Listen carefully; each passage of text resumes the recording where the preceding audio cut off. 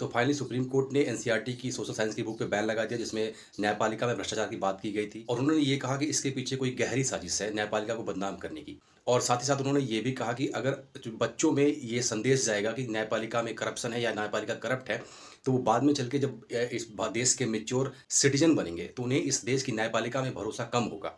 तो सवाल ये है कि इतनी गहरी साजिश कौन कर सकता है न्यायपालिका के खिलाफ? कोई भी संस्था हो, संवैधानिक हो, सांविधिक हो या कार्यपालिका के ऑर्डर से बनाई गई हो, उनकी अकाउंटेबिलिटी तो बनती है। लेकिन सवाल ये है कि अगर न्यायपालिका के खिलाफ कोई कॉन्स्पिरेसी की जाती है तो इससे फायदा किसको होगा? दरअसल संविधान में राज्य की कानून व्यवस्था बनाए रखने के लिए 3 संस्था इंपॉर्टेंट है: कार्यपालिका, विधायिका और न्यायपालिका। और संविधान में तीनों के बीच शक्तियों का स्पष्ट बंटवारा है और तीनों एक दूसरे के काम में हस्तक्षेप अनावश्यक रूप से ना करें, इसका भी प्रावधान है। और साथ ही साथ चेक एंड बैलेंस बना रहे, इसलिए एक दूसरे की अकाउंटेबिलिटी भी बनी रहे, इसका भी प्रावधान है। यानी न्यायपालिका अगर कोई असंवैधानिक कार्य करती है या कोई जज करप्शन में लिप्त पाया जाता है तो संसद उसके लिए महाभियोग चला सकती है, उसको हटा सकती है। इसी तरह संसद अगर गलत कानून बनाती है या कार्यपालिका कोई गलत कार्य करता है तो इसके खिलाफ जुडिशरी में जाया जा सकता है, तो जुडिशरी उसके ऊपर कंट्रोल रखती है। अगर न्यायपालिका के खिलाफ कोई गहरी साजिश है तो इसको सीधा फायदा किसको होगा? जाहिर सी बात है, इसका सीधा फायदा कार्यपालिका को होगा, यानी सरकार को होगा। क्योंकि पिछले कुछ वर्षों से आप देख रहे होंगे नेताओं की एक इमेज बिल्डिंग का काम चल रहा है, चाहे वो मेन स्ट्रीम मीडिया हो, चाहे यूट्यूब और इंस्टाग्राम के इन्फ्लुएंसर हो। वो सरकार और नेताओं की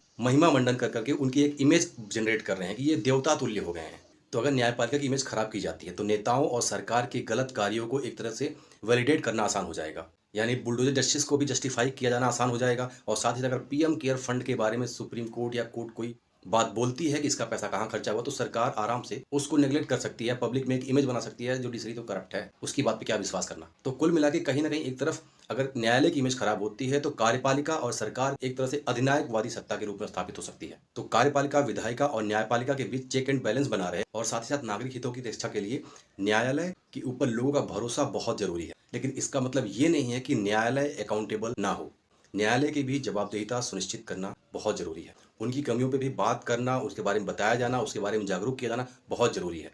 अगर मुद्दा ये है कि बच्चों को ये पढ़ाया नहीं जा सकता क्योंकि उनके दिमाग में एक अलग इमेज बनेगी, तो प्रैक्टिकली जो देख रहे हैं, प्रैक्टिकली जो वो न्यूज में पढ़ रहे हैं, अपने आसपास देख रहे हैं, क्योंकि घर में लोग या आसपास के लोग कोर्ट का चक्कर चाट रहे हैं, 10 15 15 20 साल न्याय नहीं मिल पा रहा, या फिर एक गरीब आदमी किसी गलत केस में फंस जाता है, अच्छा वकील न कर पाने के कारण, जमानत की राशि न जुटा पाने के कारण उसको सही समय पे न्याय नहीं मिल पाता।